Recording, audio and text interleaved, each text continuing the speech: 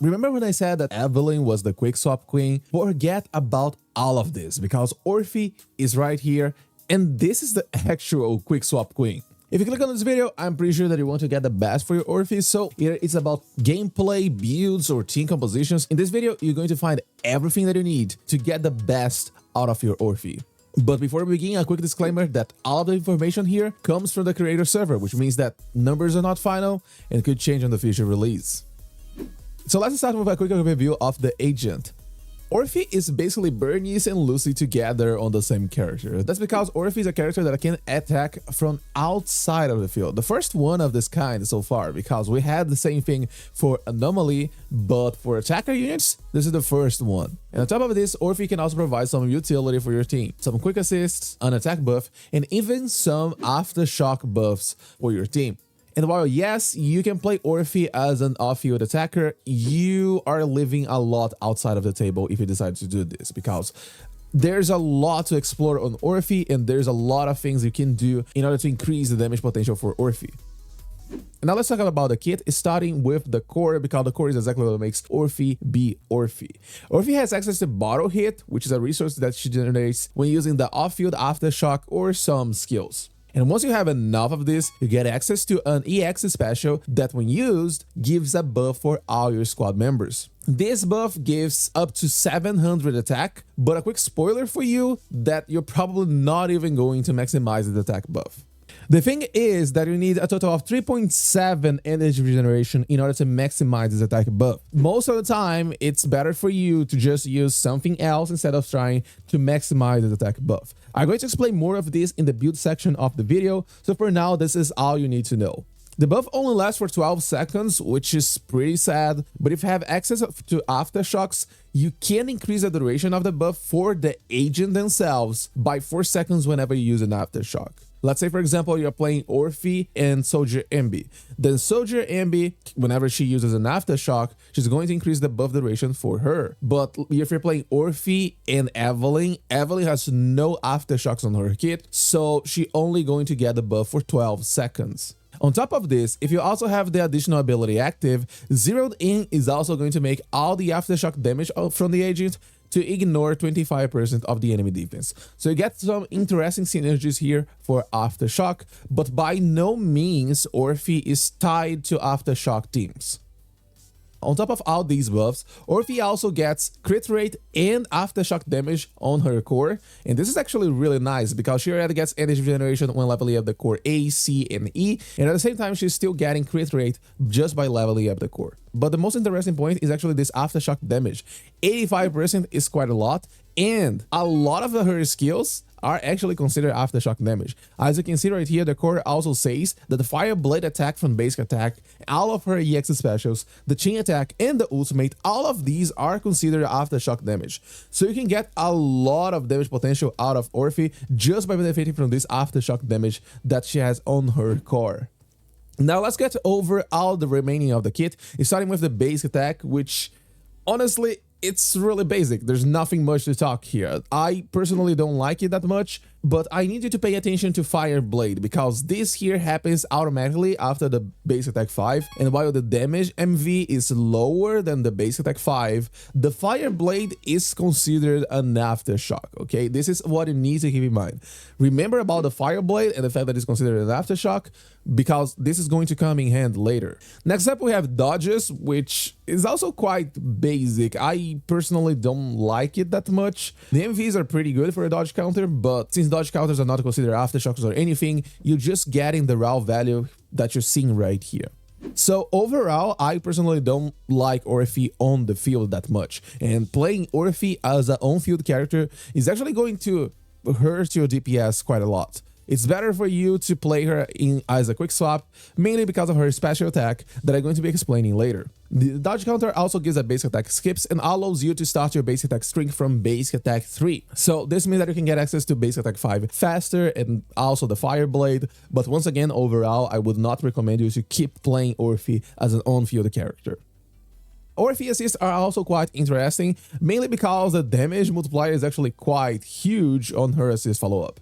So if you end up swapping to Orphie and triggering a defensive assist instead of a quick assist or anything, you can use assist follow-up because the numbers are pretty high. And while yes, they are not considered aftershock attacks, it's just great days and damage potential here. Both quick assist and assist follow-up also gives the same basic attack skips and allows you to start your basic attack string from basic attack 3. So in case you want to on-field Orphie and do some basics, well, you can get to basic attack 5 faster by doing this. And now let's talk about the bread and butter for Orphie, the special attack. And trust me, this is going to be a pretty long explanation because there's a lot to talk about all of this kit here. The main one is the special attack Corrosive Flash. This one happens every 5 seconds and Orphie is going to pop on the field and do aftershock attacks on the enemy. The cooldown starts as soon as Orphie pops on the field, so every 5 seconds she's going to pop again and do the aftershock. This generates bottle hit for you, but the main thing is that if you have enough energy, you're going to use an EX special instead of the special attack. And trust me, the MVs on both Corrosive Flash and Crimson Vortex, the EX special version of this, are actually insane. Take a look on this thing right here. They're actually so high that makes the on-field EX special feel bad in comparison, except that this is not true at all. The on-field EX special has lower damage potential. However, the description states that after using the skill, you can follow up with the Fire Blade from your basic attack. So this allows you to use one EX special, follow up with the Fire Blade, and remember that all of this is considered aftershock damage. Both Corrosive Flash and Crimson Vortex are considered aftershock. On top of this, since the off-field aftershock has a 5-second cooldown and there's nothing you can do about it, you can just on-field Orphie during the cooldown and use the on-field EX special with the Fire Blade and swap back to other units on your team that you're using. This allows you to keep using off-field aftershocks every 5 seconds, but instead of just spending energy on Crimson Vortex, you get an on-field EX special with the Fire Blade and then keep using your Corrosive Flash over and over. This is the core gameplay, and if you want to maximize your damage, this is what you need to keep in mind. Play around the aftershock cooldowns in order to maximize Orphie damage potential. Remember when I said that you need to on-field Orphie if you want to generate resources for your seed? Well, Crimson Vortex actually can generate resources for seed because there's a small delay between triggering the aftershock and consuming energy. If you swap to Orphie in between these frames, then you can use Crimson Vortex to generate Steel Charge for seed. This is a really specific technique, and I don't think you're going to find a lot of use out of this one.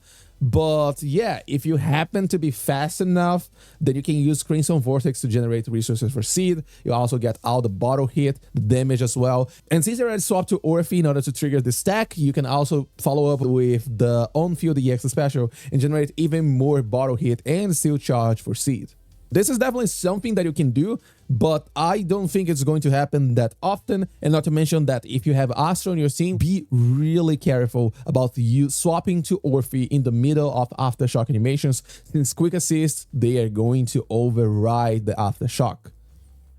Both off-field aftershocks and the on-field EX special are going to generate bottle hit for Orphie, and once you have enough, you can hold down the special attack button to use EX special attack Heat Charge. This is going to trigger a quick assist for the next unit on your team, and Orphie is going to start firing a laser. You can also parry during this skill animation in order to reach the maximum potential of the laser faster, but overall the damage potential is the same either you trigger the parry or not. The animation on this heat charge is quite long, and while using this attack, Orphie is not going to do any off-field aftershocks, and you can't even swap back to Orphie. And to finish it up, let's talk about the chain attack and the ultimate. The chain attack is really good because it's quite fast and triggers another chain attack, or you can swap away as soon as the laser starts hitting the enemy. And also I want to remember you that this chain attack is considered an aftershock damage. So honestly, using Orphie chain attack is always worth it on your team. If you don't have good chain attacks, you can even use 2 chain attacks on Orphie because it's really good. And the ultimate is really similar to Bernie's ultimate. It's an ultimate that is going to trigger a quick assist for the next unit.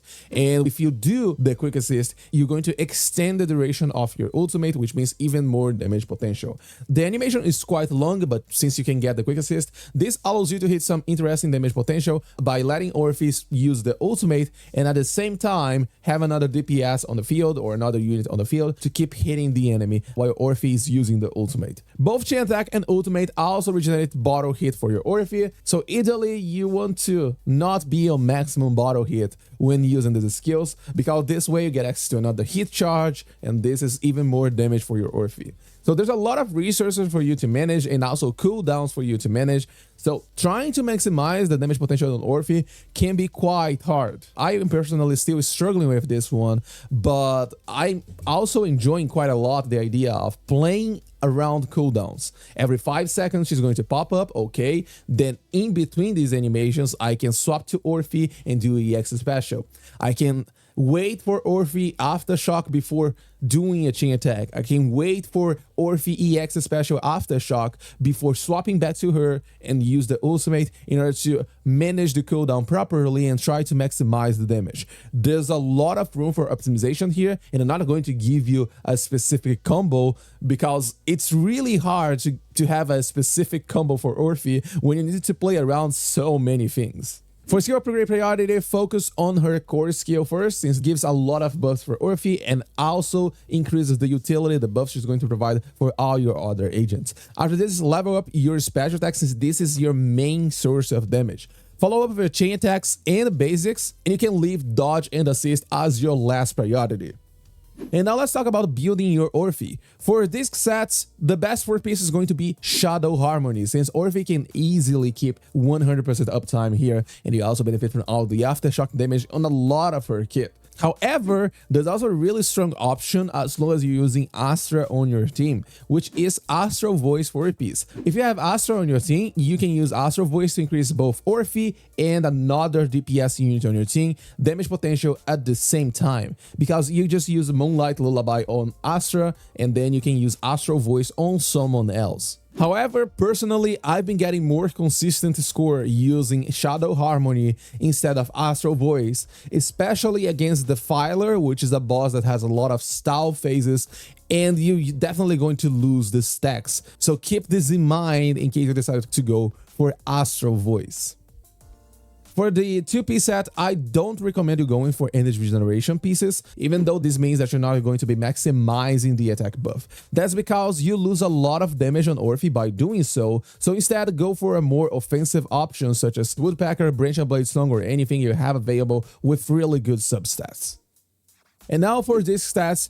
For disc 4, you should go for crit damage or crit rate depending on your substats, because if you have more crit rate, then you should go for crit damage. If you don't have enough crit rate, then you can use a crit rate disc right here. However, remember to count all the crit rate that you get from multiple sources such as 4-piece sets, as Shadow Harmony, Orphie core skill, and also other buffs from your team such as Unfettered Game Ball or Nicole, for example, since all of these they are not going to show on your stats screen. So you need to count all of these before deciding going for crit rate or crit damage. For disc 5, you're looking for attack or damage. The damage difference between them is really minimal, so just focus on better substats here. For disc 6, you're looking for energy regeneration. This one is non-negotiable because yes, while going for attack is going to provide you higher damage potential, you are losing a lot of energy here, which means less buff for your squad and also less energy for your EX specials. For substats, focus on crit rate, crit damage, and attack percentage as usual, and leave flat penetration and flat attack as low priority, since the damage increase here is lower compared to all the other substats. And now let's talk about weapons, and of course, it's not going to be a surprise that Orphie signature is amazing. That's because it provides 60% energy regeneration, 20% crit damage, and also a buff whenever you use a fire aftershock that allows your attacks to ignore even more defense from the enemy. When you stack this with her additional ability, you actually ignore a total of 55% of the enemy defense at phase 1 of the engine. At the very least, other agents can still make use of the crit rate stat, but the defense ignore portion of the engine is only going to work for Orphie for now, since you need aftershock fire damage in your kit. If you're not planning to go for Orphie signature, you can use Heartstring Nocturne, since this is a really good stat stick, and while it's not providing energy regeneration for Orphie, you're still dealing good damage thanks to all the buffs that Heartstring Nocturne is going to provide, and Orphie can actually make use of the fire resistance ignore portion of the engine, since, as I said before, Orphie chain attack is really worth using, but losing the energy regeneration means less EX specials for you to use, which could hurt your DPS a little bit, so keep this in mind. If you want a more free-to-play approach, then the best options are going to be Marcato Desire and, funny enough, Starlight Engine, assuming you're running Astra on your team to maximize the uptime on this engine. And while you could go for a support engine or even Anton signature to get some extra energy generation, I would not recommend doing so since you're losing a lot of damage potential on Orphie. And now let's talk a little bit about Mindscapes. Mindscape 1 makes all your off-field aftershocks and heat charge ignore 15% of the enemy fire resistance, which is a really good damage increase. But even though the on-field EX special is not going to benefit from this, it's still better for you to use on-field EX special in between the cooldowns, since the special attack Corrosive Flash is still benefiting from this Mindscape 1. You also get a 20% damage buff for all agents with the zeroed in effect. This is a Mindscape that not only increases the damage potential from Orphie, it also increases the damage potential for all agents on your squad. So this is a really good Mindscape. Mindscape 2 is a really interesting one because it generates 65 decibels every time that you use an aftershock. It has a 4-second cooldown, meaning that even if you decide to on-field Orphie, you're not going to be generating a lot of decibels, but decibel generation works for not only Orphie, but also other members on your squad. So this is really interesting, but measuring the damage increase here can be a little bit tricky. So if these extra decibels are making you achieve one extra ultimate on Deadly Assault, for example, this could mean a higher damage increase than what you're seeing right here. Also, whenever Orphie uses her ultimate, she also gets an attack increase for 45 seconds. Mindscape 4 increases the base duration of the zeroed in buff and also increases the damage of your heat charge and the ultimate by 40%. Overall, it's a pretty okay Mindscape. There's nothing much to talk about it here, but at the very least, it's providing some damage increase for Orphie. And Mindscape 6 is a pretty interesting damage increase here. And it also changes how you approach the gameplay a little bit, because after using the Fire Blade, you can press the special attack button to follow up with the EX special Crimson Vortex, assuming you have enough energy. Also, whenever you hit the enemy with a Fire Blade, you also generate even more bottle hit, which means more heat charge on the enemy, and heat charge is actually going to get a good damage increase here as well, since when you hit the enemy with the laser from heat charge or the ultimate, you trigger another instance of fire damage on the enemy that counts as aftershock as well. So you can get some interesting damage potential here, depending on how you approach the rotation for your Orphie. Overall, my personal pull recommendation is to get Orphie and the signature before diving into Mindscapes. While Mindscape 1 provides higher damage potential than going for the signature provides energy regeneration while at the same time providing good damage potential for Orphie. And personally, the extra energy here makes Orphie gameplay much more better. And if you're going for Mindscapes, both Mindscape 1 and Mindscape 2 are really good stopping points. I would not recommend going further unless you're going for Mindscape 6 or you're going for the name card. And now let's talk about team compositions, because there's a lot to talk here, and I was testing quite a lot of different teams and having fun with a lot of them. Starting with Aftershock teams, this is the classic one and most obvious choices. You can use Soldier Ambi with Orphie and get really good synergy between Aftershocks. Also, I want to remember you that Soldier Ambi is also increasing the damage from Orphie, because Soldier Ambi provides a crit damage increase for all Aftershock attacks as long as Soldier Ambi is on the field.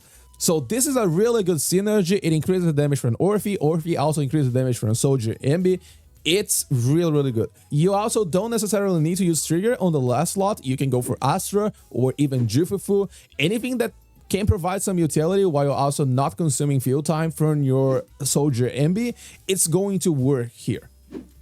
Next up, we have Seed, which also works really well alongside Orphie. Even better if you manage to use the tech that I explained before, where you can generate steel charges for Seed even during the off-field aftershock. But even so, all you need to do is swap to Orphie once in a while and use the on-field EX special with the Fire Blade in order to generate resources for Seed.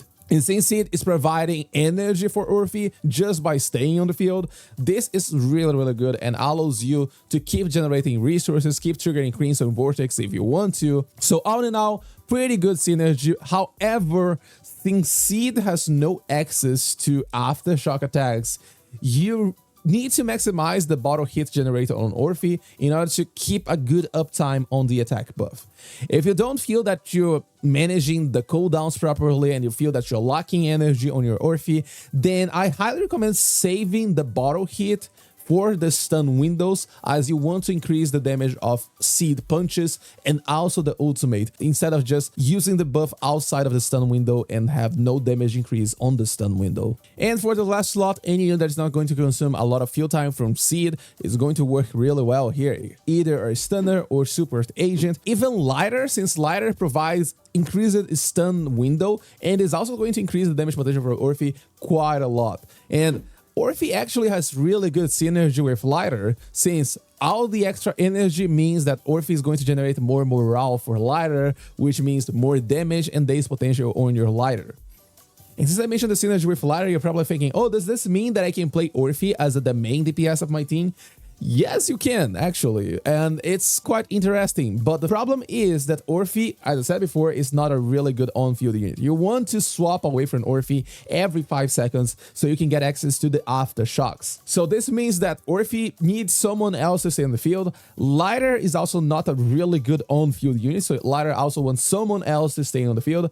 And who exactly are you going to use here on this last slot? There are a lot of options, but none of them feels really good so far. You can use a sustained DPS such as Evelyn, Soldier 11, or even Ellen, for example, because all of these units can benefit from lighter buffs. But you can also play some interesting and weird team compositions, such as Orphie, Lighter, Jufufu, because Orphie is also going to increase Jufufu aftershock damage. But you can also use Bernice, for example, which is also not exactly a good on-field unit, but you don't mind fielding Bernice here once in a while. This is actually a really fun team composition because you can use both Bernice and Orphie ultimate at the same time, while Lighter stays on the field punching the enemy, because Bernice uses the ultimate and triggers a quick assist into Orphie. Orphie uses her ultimate and triggers a quick assist into Lighter, and boom, you just keep a fire shower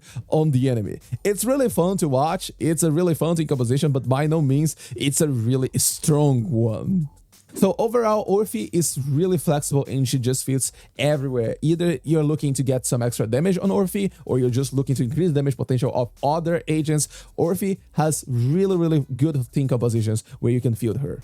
And this should be everything for my Orphie guide. If you have any questions, feel free to drop them in the comments down below or join my Discord server. I'm always happy to help you get a better score on Deadly Assault, or get a better score on the end game, or get a better build, things like this. Or you can also catch me live both on Twitch and YouTube and drop your question in the live chat. Thank you so much for watching this video. Have a good day, good night, wherever you are, and I see you next time. Bye bye.